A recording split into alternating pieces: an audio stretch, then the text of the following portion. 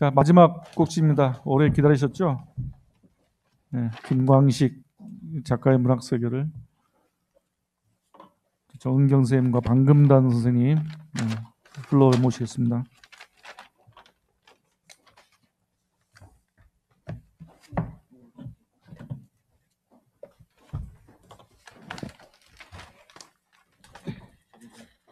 예, 지금 저희한테 주어진 시간이 한 30여 분입니다. 여기 6시까지 마쳐야 되는 거예요. 그죠? 그래서 우리 정은경 선생님이 참 공교롭게 마지막 발제가 다른 분의 발제의 한 2배 분량이에요, 사실. 그만큼 김광식 그 작가에 대한 아마 얘기할 거리가 아주 더 많은데 아주 압축해가지고 방금단 선생의 토론 속에서 또 발제를 또 할 수 있으니까 정경 선생님 발표 잘 하실 겁니다. 그래서 한 30분에 한 15분 정도 45분까지 발제를 하시고 나머지 15분 동안에 미처 발제해서 충분히 얘기하지 못한 걸 방금단 선생님 질의를 이어받으면서 보충하신 걸로 하겠습니다. 충분히 할 수 있습니다. 45분까지. 예, 격려 말씀 감사합니다. 예, 김광식 발표를 맡은 정은경이고요. 제가 이게 오늘 계속 발표를 들으면서 여기 플랜카드에 시민의 탄생 사랑의 언어라고 되어 있는데 1921년생 작가분들이 정말 폭력의 시대를 건너왔구나라는 생각을 하면서 시민의 탄생뿐만 아니라 국민 되기를 여러 번 하셨던 분들인데 정말 그런 만큼 사랑의 언어가 필요했던 100주년인 것 같습니다. 제 발표문이 좀 긴데요. 그 내용을 짧게 제가 요약하면서 넘어가도록 하겠습니다. 제 발표문은 153쪽에 있습니다. 이 전후 작가로서의 김광식과 개인의 의미라는 제목으로 제가 정했는데요. 김광식은 1921년에 평북 용천에서 태어나서 1954년 환상곡으로 데뷔합니다. 그리고 2002년에 돌아가시기까지 그 4권의 창작집과 3권의 장편 소설을 발간하신 걸로 이렇게 확인을 했는데요.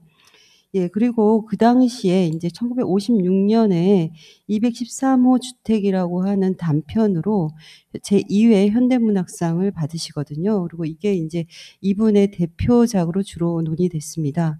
근데 이 작품은 이따가 말씀드리겠는데 60년대, 70년대의 도시소설의 어떤 양상을 선취한 그런 아주 모던한 작품으로 평가를 받아왔고 또 후속 논의에서도 계속 그렇게 얘기가 되어 왔습니다.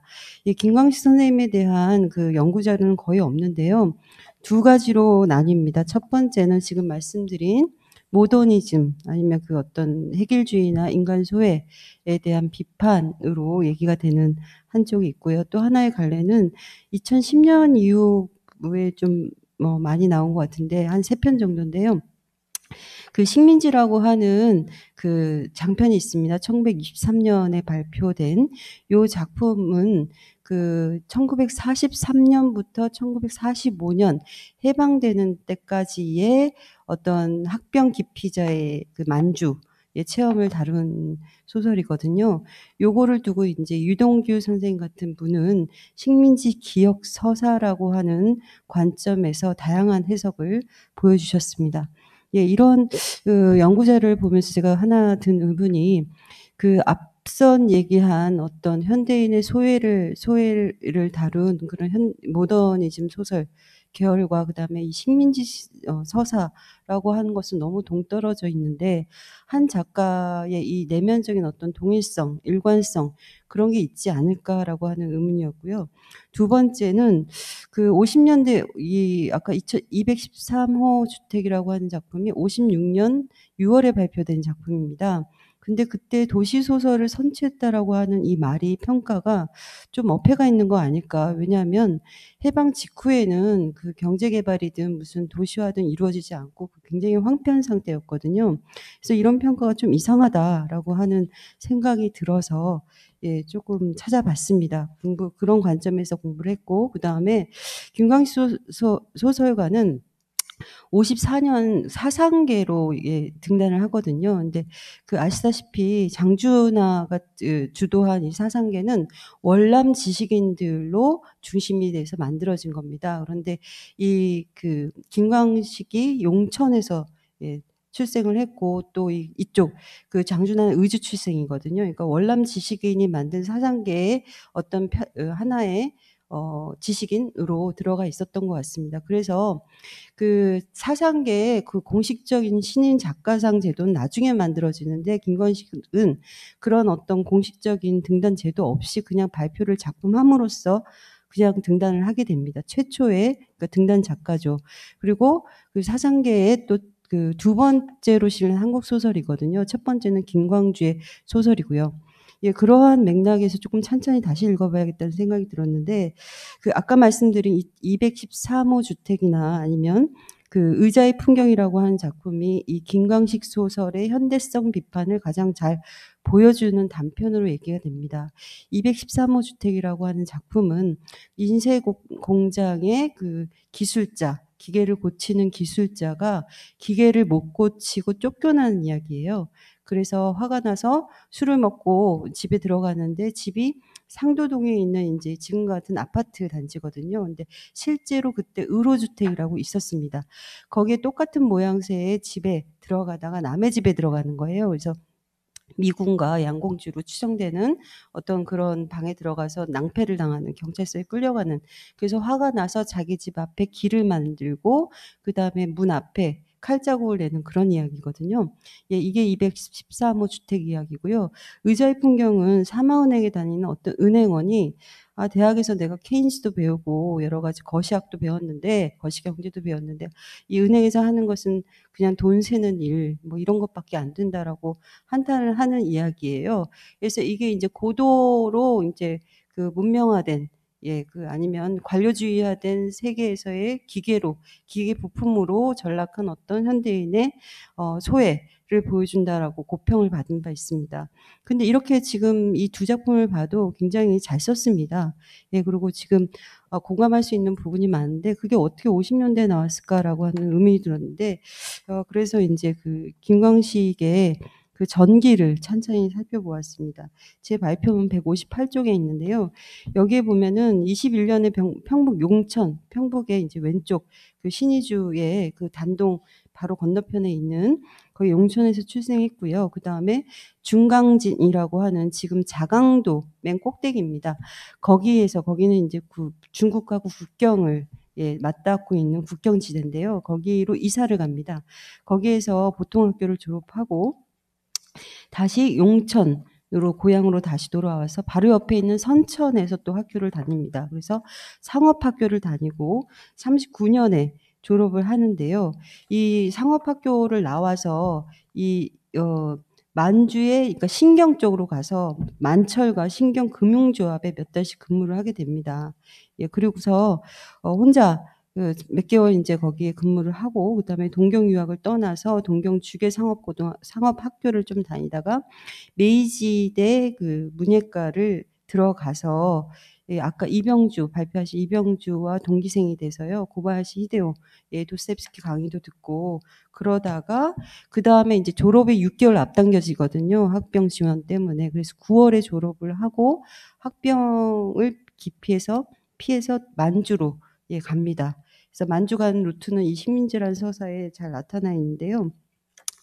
예, 그래서 이러한 것들이 이 작품에 잘 드러났는데 159쪽에 보면, 그래서 이 모더니즘은 사실은 이 50년대의 모더니즘이 아니고 그 일제 말 만주의 모더니즘 아니면 그 유학을 했던 도쿄의 모더니즘이다. 도시 감각이다. 이렇게 제가 정리를 했고요. 그래서 그때 이제 관전사의 논리, 이제 한수영 선생님이나 박민 선생님이 얘기했던 그 전전과 전후를 읽는 어떤 그런 관점이 필요하다라는 그 이론을 제가 참고를 했습니다. 그래서 160쪽에 쭉 보면 그런 이제 또 그런데 이제 돌아온 게, 그러니까 이 일제말 시대에 만주에서 그 감각 체험했던 모던의 감각이 사실 50년대에 해방과 이제 전쟁을 겪으면서 잠재되어 있다가 다시 돌아오는 근데 돌아올 때 억압된 것들이 돌아올 때 느끼는 거를 우리는 섬뜩함이라고 프로이트는 얘기를 했거든요. 그게 섬뜩한 감각으로 돌아오는 것 같다. 그게 하나가 213호 주택, 제가 여기 잘못 표기를 했는데 중강진이 아니고 213호 주택인데, 그 주택을 이렇게 묘사를 하는데 거기에 관병식의 어떤 기갑 사단이라고 표현을 해요. 이런 것들은 전쟁에 대한 표현이거든요. 형상화거든요. 그래서 이제 억압되었던 것이 다시 돌아올 때 섬뜩하게 돌아오는 거는 그 그 자기가 괴물 같은 기계가 나를 잡아먹을 것 같은 그런 것뿐만 아니라 이 전쟁의 모습으로 돌아오고, 또 이런 전후적인 어떤 트라우마가 이 고목의 유령에도 잘 나타납니다. 고목의 유령이라고 하는 거는 재혼을 했는데 재혼한 여자가 전 남편이 그 일제시대에 잘 나가던 귀족의 후예예요. 그런데 이제 계속 그 전 남편의 유령을 보거든요. 그 집에서. 그래서 그 거기에 끊임없이 시달리면서 신경질을 앓는 어떤 주인공을 그린데, 이게 이제 원래 주인이었던 일본 제국주의라는 거, 아니면 원래 뭐 그런 화려했고 귀족 같은 어떤 일제, 그리고 나를 학병으로 끌려가는 일제에 대한 그런 망령으로 나타난 게 아닐까, 이렇게 봤습니다. 자, 161쪽으로 가면, 그래서 사실 고목의 유령이나 기본적으로 여기에 이제 억압되어 있는 것은 전쟁의 기억인데, 이 김광식은 사실 세계의 전후에 대해서 얘기를 하고 있습니다. 이 중강진이라고 하는 단편은 60년대 이후에 또 발표된 단편인데, 거기에 보면 이 만주사변에 대한 이야기가 나와요. 근데 여기는 좀 에피소드식으로 11살 때 겪었던 만주사변 때 이야기인데요. 만보산 이야기도 나오는데, 이 에피소드적으로 구성이 되어서 별로다라고 하는 평가를 받았는데, 이거는 여기에 어쩔 수 없이 이제 지난 기억들이 원초적 공포와 불안 등이 있어요. 압록강에 떠내려온 시체들 뭐 이런 장면들이 있는데, 그런 것들이 이제 반전 사상이라고 하는 어떤 이념을 붙들어야 될지, 아니면 휴머니즘, 반공주의, 이런 어떤 이념하고 만나지 못했기 때문에 그렇게 질일멸렬하게 표현이 된 것 같습니다. 예, 그 다음에 식민지라고 하는 장편은 1943년부터 1945년에 끝나는 서사인데요. 이 크게는 탈주 서사, 또 하나는 사랑의 서사, 또 하나는 만주 체류 서사로 구성되어 있습니다. 근데 이건 유동규 선생님께서 잘 설명해 주셨는데, 근데 여기 두 명의 중요한 인물이 나옵니다. 한 명은 한동사라고 하는 인물이고, 한 명은 엄영수라고 하는 인물입니다. 근데 한동사라고 하는 인물은 그 도쿄, 일본에서 이제 대학의 서양 사학과를 나와서 민족주의의 어떤 이념을 갖고 있는 사람입니다. 근데 엄영수는 경제학과를 나와서 그런 이념하고 전혀 무관한 사람이거든요. 근데 이 한동사가 김광식의 어떤 자아를 대변해줘서, 체험적 자전적인 어떤 거를 대변해줘서 만주로 탈주를 합니다. 학병을 기피를 해서.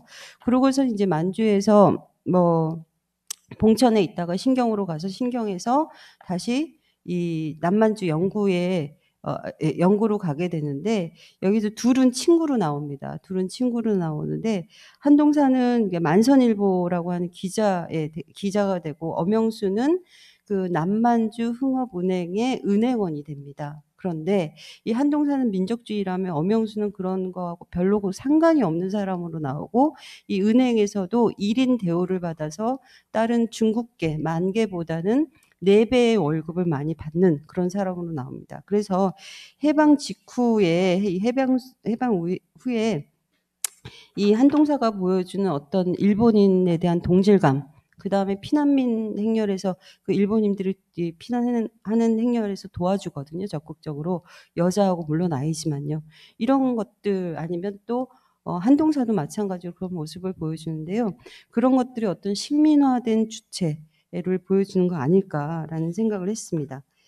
예, 그 다음에 169쪽으로 넘어가서, 그리고 거기에서 이제 계속 얘기를 하는 게, 이 식민지에서 이 일본인을 도와주는 거 아니면 이런 거는 인정론적 휴머니즘이고, 집단이 아니라 이념이 아니라 개인적인 차원에서 그렇게 해주는 것이다라고 얘기를 하는데, 이러한 생각이 해방 이후에 전후 현실을 다룬 소설에서도 계속적으로 나타납니다.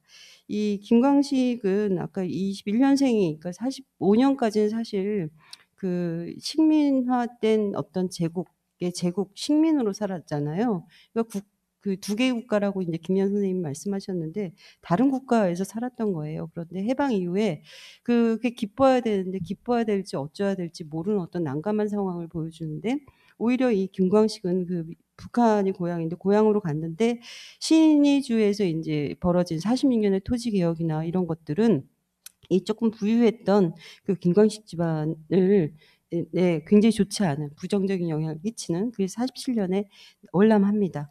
월남하고 그 물론 북한에 있을 때는 함석헌의 도움으로 거기서 교편을 잡기도 하고요. 또 월남에서도 여기에서 이제 저기 서울 중고등학교에서 또 교편을 잡는데요.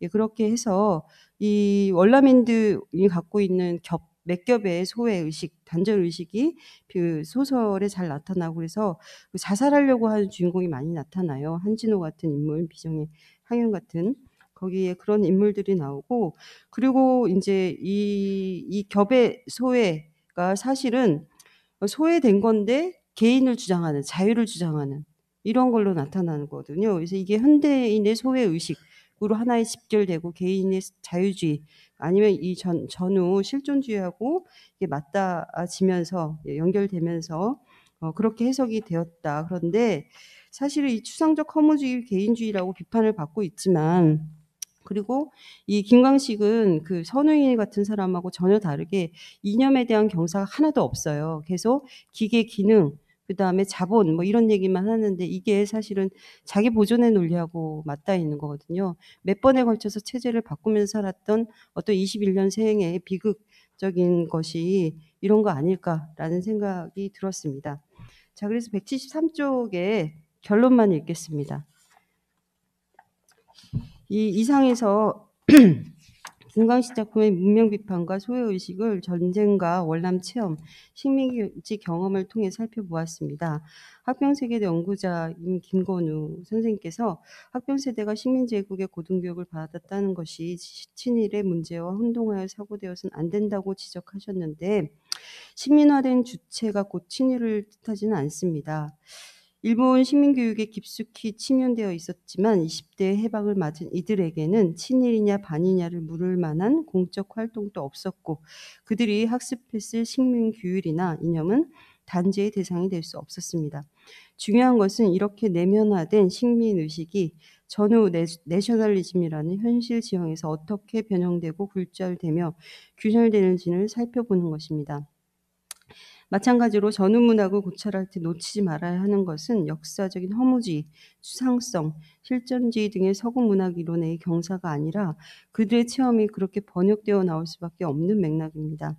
일제의 식민지배가 조선어라는 인말과 토착성을 금지하는 억압적 지배체제였듯 전후 내셔널리즘과 이념 대립은 또 다른 방식으로 작동하는 이념이자 겸열 기제이기도 했습니다. 그러니까 그 전후 세대 작가들의 추상성은 사실 그 일본어 세대이기도 했지만 굉장히 억압적인 어떤 이념의 그 기제를 검열을 받았다는 거죠. 학병 세대의 일부는 식민화된 주체의 그녀를 스스로 절단하여 민족국가 재건의 주체로 나아갈 수 있었을지 모르지만 대다수는 일순간에 뒤바뀐 체제와 이념 사이에서의 자기 보존을 위해 주변부에 있을 수밖에 없었습니다.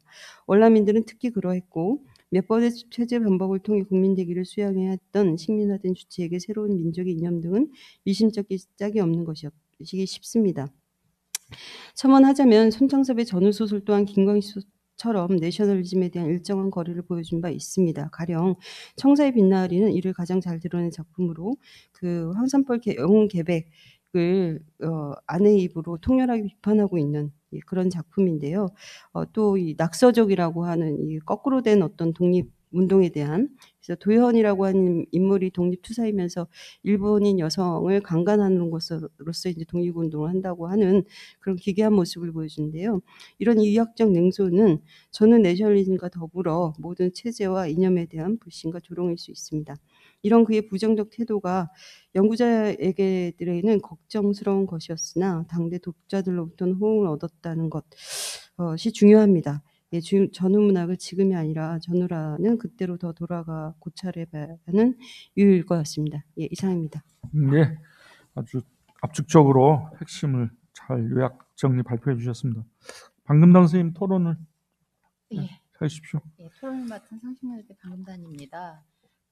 먼저 선생님 간단하게 언급해야 하는 건가요? 아니면 그냥 토론문을 읽어도 되는 건가요? 아니, 지금 12분 남았는데요. 네네. 한 5분에서 7분 해주시면 또. 예.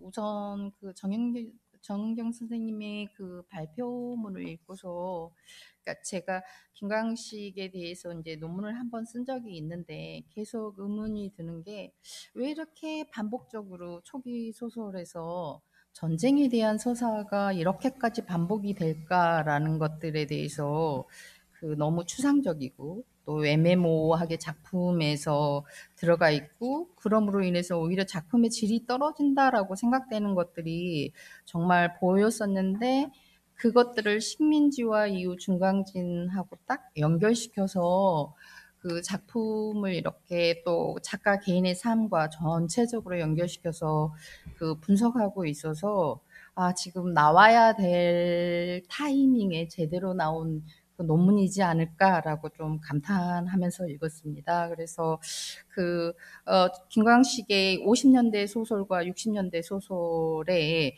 정확한 어떤 문학적 형상화 원리로서 이렇게 전쟁 체험 서사를 다루고 있다는 것에 대해서 굉장히 흥미롭게 읽었습니다. 그래서 이제 먼저 첫 번째 질문으로서 이제 개인의 삶과 김광식 작가 개인의 삶과 작품을 같이 연계해서 분석하니까 제가 질문할 거리들이 정말 없었음에도 불구하고 계속 개인의 의미를, 그래서 식민지에서 이렇게 개인의 의미, 약간 제가 175쪽에 제국과 식민, 또 전쟁과 폭력이 낳은 적대감과 복수심은 저렇게 개인의 논리에 의해 잘게 부서지고 흩어진다, 이것들을 이야기하기 위해서 그랬나라고 생각했는데, 좀 전에 이제 정리현 선생님께서 발표문을 읽으시면서 이야기해 줄 때 개인의 의미에 대해서 적절하게 답을 해 주셔서 그 부분에 대해서는 충분히 이해가 되었다고 생각됩니다. 그래서 2번 질문으로 넘어가도록 하겠습니다. 세계 전후와 식민화된 주체에서 한동수를 민족주의자라고 이제 표현하고 이제 엄영수의 식민화된 주체로 정의를 하고 있는데, 제가 식민지에서 한동사를 볼 때는 적당한 일본인 됨과 적당한 조선인 됨이 분열적으로 나타나고 있는 그런 인물이지, 민족주의자까지 보기에는 어떤 충돌 지점들이 너무 작품 내에 많이 있지 않나. 그래서 엄영수가 완전한 식민화된 주체이고 작가 김광석을 대변하는 인물이라면, 한동사는 이제 60년대 어떤 민족주의나 뭐 기타 어떤 사조에 의해서 스스로를 검열하면서 만들어낸 인물이기 때문에, 굉장히 약간은 만주로 떠난 이후부터 굉장히 민족적인 면들이 오히려 퇴색되고 있는 것은 아닌가. 그랬을 때 이 한동사에게서 민족주의 도주의 경로는 민족주의자로서의 어떤 자신의 이념을 실천하기보다는 중강진에서 느꼈던 그런 죽음, 그런 두려움, 이런 것들이 더 지배적이지 않았을까 하는 것들을 생각하게 됐고요. 또 그런 것에 일조하는 것들이 이 한동사가 감옥에 gat혀서 나중에 나올 때 자신의 마음속으로서 겉으로 뱉지도 못하면서 마음속으로 독립 만세를 외친다거나, 또는 영구 평안농장에 조선인을 상대로 한 그런 농장의 농어민을 거기에서 일을 하면서도 그들의 삶에 어떤 직접적인 표현이나 그들의 삶에 대한 관심, 그리고 조선인의 어떤 애환, 이런 것들이 전혀 드러나지 않아서 그냥 인텔리로서의 작가 김광식의 어떤 삶, 그래서 전혀 도피자 같지 않는 면들이 너무 많이 드러나 있는 거 아닌가라는 생각. 그래서 민족주의자라고 말하기에는 뭔가 충돌된 지점들이 많다라고 생각됐고요. 또 이제 세 번째 그 모더니즘, 이 만주 모더니즘, 일본 모더니즘 이렇게 이야기를 했는데 이제 그 만주 모더니즘이 무엇일까라는 생각이 이제 가장 또 많이 들었기도 했지만 이런 그 김광식의 삶이 그 대도시에서 전전하면서 일본, 만주, 뭐 서울, 부산 이런 것들을 전부 거기에서 살면서 그 겪었던 어떤 도시인의 삶, 그래서 모더니즘이라 그래도 어떤 각 도시에서 살았던 자신의 인생에서 경험했던 그런 모든 것들이 어떤 착종, 혼존성 이런 걸로 그런 모더니즘으로 김광식 소설에 드러나는 그 초기 아까 213호 주택이나 뭐 의자의 풍경 같은 것들을 해석해 내야 하지 않을까라는 약간의 궁금증, 뭐 그래서 선생님의 이야기를 만주 모더니즘이라는 어떤 것을 의미하는지 좀 듣고 싶었습니다. 예, 답변을 해가면서 아까 미처 발표하지 못했던 내용들을 추가로 말씀하시면 될 것 같아요. 예, 감사합니다. 예, 제가 그 김광식을 보면서 방금단 선생님 논문을 꼼꼼히 읽었습니다. 근데 방금단 선생님께서는 그 소외의식이라고 하는 걸로 주제로 논문을 쓰셨는데, 예, 제가 많이 참고를 했거든요. 그래서 여기 개인이라고 하는 의미도 사실 그거하고 관련이 있는데요.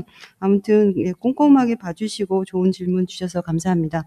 예, 제가 이 질문에 대해서 다 준비가 되지 않았는데, 첫 번째는, 예, 아까 그걸로 가름을 하고, 두 번째는 이 한동사라는 인물이 민족주의자라고 볼 수 있는가라고 하는 말씀이, 예, 굉장히 중요하다고 생각합니다. 그러니까 제가 또 글에 썼지만, 한동사는 전후 내셔널리즘이라고 하는 60년에 중강진을 발표를 했고요. 그 다음에 63년에 이 작품을 발표를 했는데, 아마도 4.19 혁명이 터지니까 어떤 자유의 어떤 분위기 속에서 식민지 기억에 대해서 이제 진정 자기의 서사와 기억과 대면을 해봐야겠다라고 하는 용기를 냈던 것 같습니다. 그런데 그게 이제 5.16 쿠데타로 사라지면서 그런 와중에, 예, 뭐 조금 움츠러들지 않았을까 이렇게 그냥 추측은 해보는데요. 그럼에도 불구하고 한동사라고 하는 인물은 그 엄영수라고 하는 식민화 주체보다는 훨씬 더 민족주의자의 면모를 갖고 있어요. 아까 서양 사학과, 그 다음에 일본에서 서양 사학과 다니면서 선망경영이라고 하는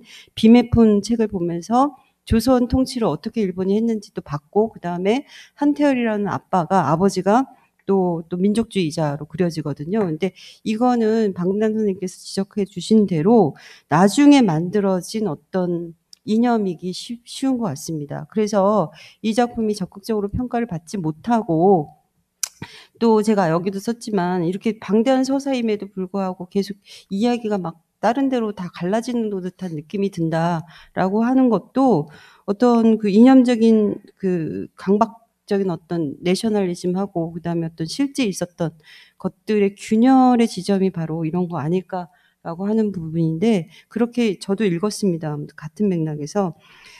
그리고 이게 사실은 이 김광식의 식민지의 문제이기도 하고, 아까 이병주 발표 들으면서도 저는 그런 생각을 했거든요. 이병주의 아까 그 상실된 청춘, 뭐, 이런 것들도 다 김광식에도 있는 것 같은데, 그 세대가, 이거 어떤 환상이 있어야지 그 작품들이 꿰어지는데, 이 환상들을 다 그 완전 삭제한 세대이기 때문에, 허무주의죠. 그러니까.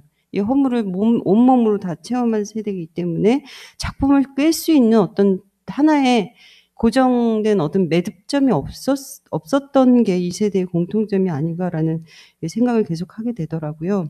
예, 그래서 이것은 어떤 개인의 문제이기보다는, 예, 그 시대의 어떤 비극이라고 보여집니다.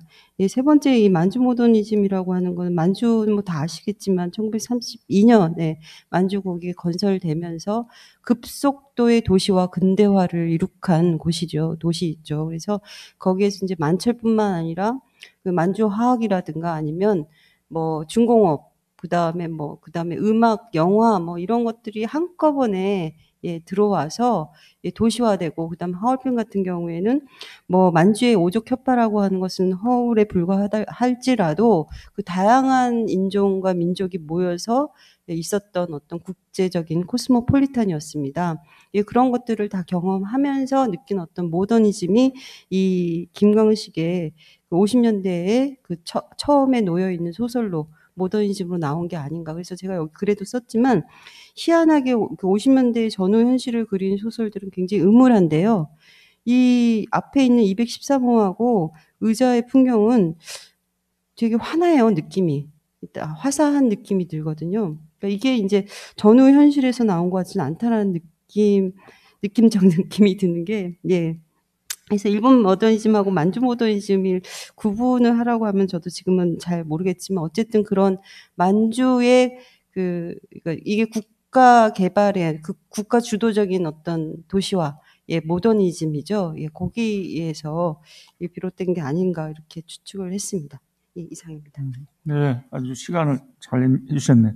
그 마지막에 만주 모더니즘에서 사실 그 21년생에서 20년 이후에 이른바 만주를 경험한 사람들이 그 저는 제국의 모더니티를 이 만주 모더니티와 제국의 모더니티라는 결들이 있거든요. 근데 이 만주 모더니티를 경험한 사람들이 한국 전쟁을 경험하고 다시 이제 국가 재건 사업에 뛰어들었을 때 특히 1960년대 같은 경우에 우리의 경제개발 계획이라는 것들이 뭐 만주 연구자인 뭐저 한정식 성함을 갑자기 까먹었는데 한석정 선생님이 네, 만주 한석정 모더니라는 선생님. 책에서 정확하게 그렇죠. 그 말씀 그래서 하셨습니다. 저는 그런 것들이 우리 작가들의 어떤 그 작품 속에서의 모더니티라는 것들이 그냥 서구의 근대 모더니즘 그런 결들과 상당히 착종되는, 그래서 만주 모더니티 부분들이 되게 다시 한번 문학적 쟁점으로 우리가 좀 다시 들여다봐야 될 지점이지 않을까. 오늘